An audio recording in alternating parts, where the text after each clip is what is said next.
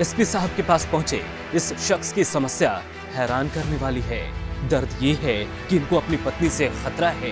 जान बचाने की गुहार लेकर जिले के पुलिस कप्तान के पास पहुंचे हैं। मामला एमपी के ग्वालियर का है, जहां पत्नी से परेशान होकर एक शख्स सीधे पुलिस थाने पहुंचा और कहने लगा, मेरी पत्नी मुझे मारती है।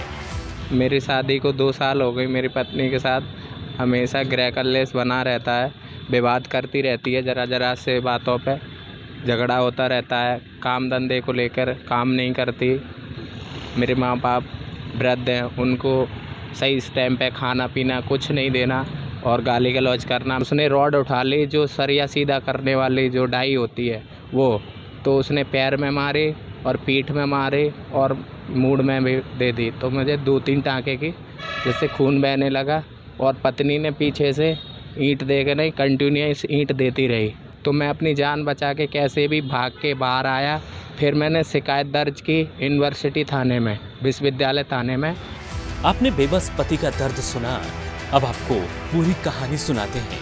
दरअसल पति महोदय ने पहले अपनी पत्नी को थप्पड़ जड़ दिया। इससे नाराज पत्नी ने अपने पति को धमकाया और जान देने की कोशिश करने लगी। मामला बिगड़ता देख पति संजय अपनी पत्नी पूजा को उसके मायके ग्वालियर छोड़ने आ गया। मायके पहुंचते ही संजय पर उसके ससुराल वालों ने हमला बोल दिया। इस दौरान सास ससुर साले सहित पत्नी पूजा ने भी अपने पति संजय की ईंट से मारकर जमकर पिटाई की।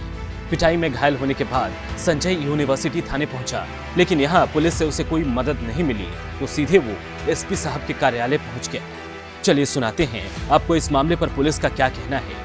युवक आया है विश्वविद्यालय थाना क्षेत्र का। उसका ये कहना है कि उसके पत्नी और उसके परिजनों ने उसकी पिटाई की है और उससे बातचीत करने पे ये पता चला है कि पहले पत्नी के साथ इसका वाद विवाद हुआ था और इसने अपनी पत्नी पे हाथ उठाया था और इस संबंध में थाना विश्वविद्यालय में इसने आवेदन वगैरह दिया है और उस पर एनसीआर या जिसको हम असंज्ञेय अपराध कहते हैं वो संभवतः दर्ज किया गया है, परंतु इसको कुछ चोटें सिर में और पीठ वगैरह में है। तो नगर निरीक्षक को ये निर्देशित किया गया है कि चूँकि पति पत्नी का विवाद है मूलतः, तो इसमें पहले परामर्श करके समझाइश देके इसको हल करने का प्रयास करें और अगर नहीं होता है उसके बाद तो मेडिकल के आधार पर जो भी कार्रवाई बनती है वो हम करेंगे। फिलहाल पुलिस ने जांच के बाद परिवार से बातचीत के आधार पर कार्रवाई का भरोसा दिलाया है।